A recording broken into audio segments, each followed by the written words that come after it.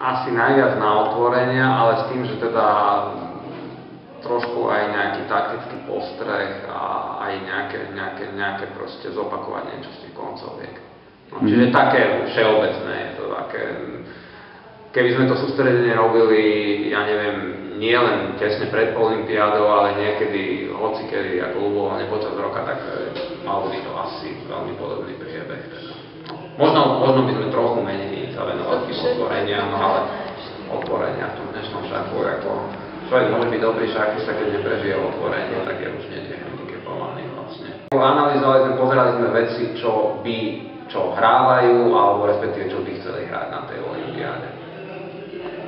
Aké sú očakávania, výsledky? S čím tam ideme? Tak ja mám taký pocit, že nemal by byť nejaký veľmi veľký tlak na nejaký ohromný výsledok. Neviem, jak budeme nasadení.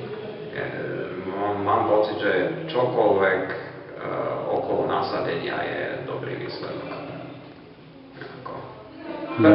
Lukášovi som povedal, že prvá 20 by bola veľmi dobrá. No. To neviem, či sa nám podarí dosiahnuť, uvidíme proste. No. Takých tam bude viac. A finálna zostava teda dievčat bude?